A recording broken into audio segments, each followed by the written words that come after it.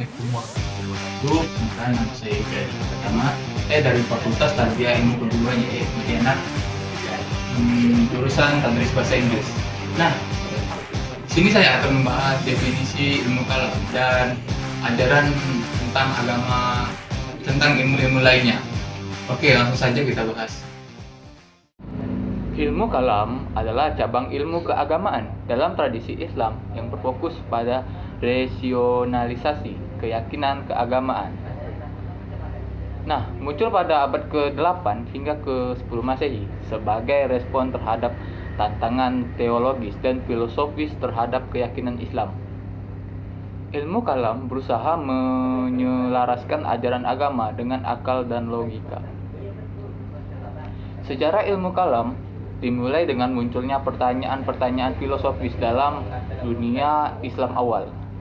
Pada masa itu, terjadi pertemuan antara pemikiran Yunani dan pemikiran Islam, memicu kebutuhan untuk merumuskan keyakinan keagamaan secara rasional.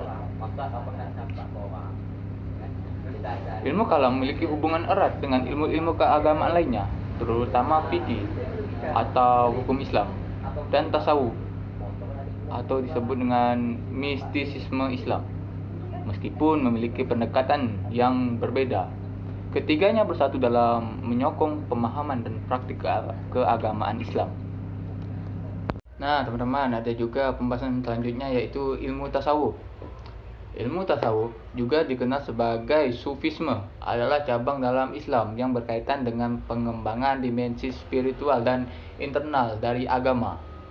Ilmu tasawuf tidak hanya mencakup aspek eksternal, ritual, dan hukum Islam, tetapi lebih menekankan pada pengalaman pribadi, pengembangan batin, dan hubungan individu dengan Tuhan. Berikut adalah beberapa poin detail tentang ilmu tasawuf. Mari kita simak. Yang pertama ada definisi dan asal-usul. Tasawuf berasal dari kata suf yang berarti wol dan atau bulu domba. Ini mencerminkan kesederhanaan dan kezuhudan dan dalam kehidupan. Tasawuf berkembang sebagai respon terhadap pemahaman bahwa pelaksanaan formal agama tidak selalu cukup untuk mencapai pemahaman yang mendalam tentang Tuhan. Yang kedua, ada tujuan utama. Tujuan utama ilmu tasawuf adalah mencapai ma'rifah atau pengetahuan intim dan qurb atau kata lain kedekatan dengan Allah. Sufi percaya bahwa melalui introspeksi, meditasi, dan amalan spiritual, seseorang dapat mencapai pemahaman yang lebih dalam tentang hakikat, keberadaan, dan hubungan dengan Tuhan. Selanjutnya ada metode dan praktik spiritual. Praktik-praktik tasawuf mencakup zikir atau mengingat Allah, meditasi, puasa, latihan rohanias lainnya. Sufi meyakini bahwa dengan menumbuhkan kualitas batin seperti ketakwaan, kesabaran, dan kasih sayang, seseorang dapat mendekatkan diri pada Tuhan. Yang keempat ada guru dan murid. Sufi sering mencari bimbingan spiritual dari seorang guru atau syekh yang telah mencapai tingkat pemahaman spiritual yang tinggi. Hubungan guru murid sangat penting dalam tradisi tasawuf karena guru membimbing murid dalam perjalanan spiritualnya. Yang selanjutnya, yang kelima, ada etika dan akhlak. Tasawuf menekankan pentingnya etika dan akhlak yang baik. Sufi meyakini bahwa perkembangan karakter yang baik adalah bagian integral dari perjalanan spiritual. Kesabaran, tawakal, atau bergantung sepenuhnya pada Allah, dan ketidak-egoisan menjadi nilai-nilai utama dalam tasawuf. Yang keenam ada makom dan hierarki. Dalam tasawuf terdapat konsep tingkatan atau makomat yang mencerminkan kemajuan spiritual seseorang.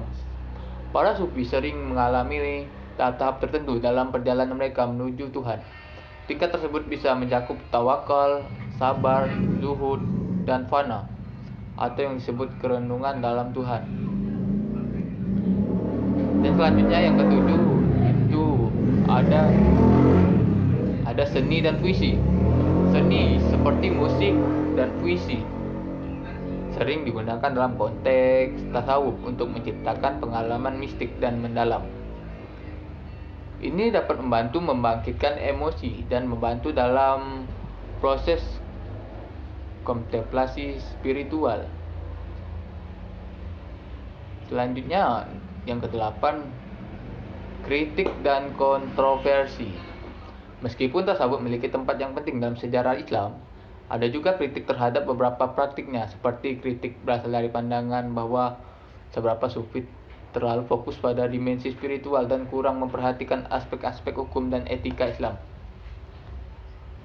Nah, ilmu tasawuf bersifat sangat kompleks dan multifaset, dan pendekatan terhadapnya dapat bervariasi di antara kelompok-kelompok sufi yang berbeda.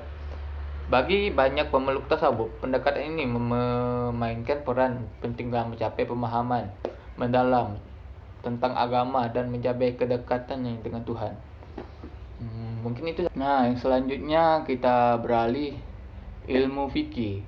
Sebelumnya teman-teman ada yang tahu nggak ilmu fikih itu apa? Nah, ilmu fikih adalah disiplin ilmu dalam Islam yang merinci dan mengkaji hukum-hukum syariah. Berikut adalah beberapa poin detail terkait ilmu fikih. Yang pertama adalah sumber hukum, seperti Al-Quran, kitab suci umat Islam yang dianggap sebagai wahyu langsung dari Allah, yaitu Al-Quran. Dan selanjutnya ada hadis, tradisi atau perkataan Rasulullah Muhammad SAW yang menjadi sumber hukum. Yang selanjutnya ada konsensus atau kesepakatan umat Islam dalam memahami suatu hukum. Yang selanjutnya ada kias. Kias adalah analogi, yaitu menetapkan hukum baru berdasarkan hukum yang sudah ada. Selanjutnya, bidang studi. Bidang studi itu seperti ibadah, ada muamalah, ada jinayah. Ibadah yaitu menyangkut aspek ibadah seperti sholat, puasa, zakat, dan haji. Muamalah yaitu menyangkut seperti aspek transaksi, perdagangan, dan hubungan sosial. Selanjutnya ada jinayah.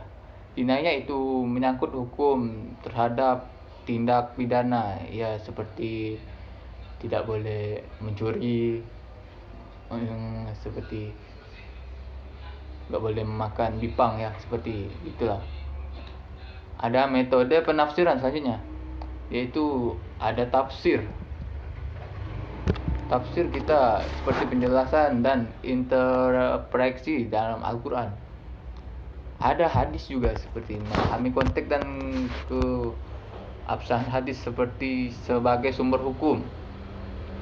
Nah, ada selanjutnya ada ijtihad. Ijtihad adalah usaha interpretif untuk menetapkan hukum dalam situasi baru. Mungkin itu saja ilmu-ilmu fikih yang dapat saya sampaikan. Dan selanjutnya kita simak penjelasan berikutnya. Ilmu kalam adalah cabang ilmu dalam tradisi Islam yang berkaitan dengan teologi dan filsafat agama. Istilah kalam berasal dari bahasa Arab yang berarti bicara atau kata-kata. Ilmu kalam mencoba untuk merumuskan dan memahami keyakinan agama Islam melalui penalaran rasional dan argumen filosofis. Beberapa poin penting dalam ilmu kalam melibatkan diskusi tentang sifat-sifat Allah, kehendak bebas manusia, hubungan antara iman dan amal, dan konsep ketuhanan secara umum. Tokoh-tokoh terkenal dalam sejarah ilmu kalam termasuk Al-Kindi, Al-Ghazali, dan Ibnu Sina. Ilmu kalam seringkali terlibat dalam dialog dan polemik secara aliran pemikiran lain, seperti filsafat Yunani dan aliran teologis lain dalam Islam. Meskipun ada beragam pendekatan dan seolah pemikiran di dalam ilmu kalam, tujuannya umumnya adalah untuk menyelidiki dan menjelaskan aspek fundamental iman Islam melalui penalaran dan logika. Nah, begitulah. Mungkin begitu. Anjing ketawa.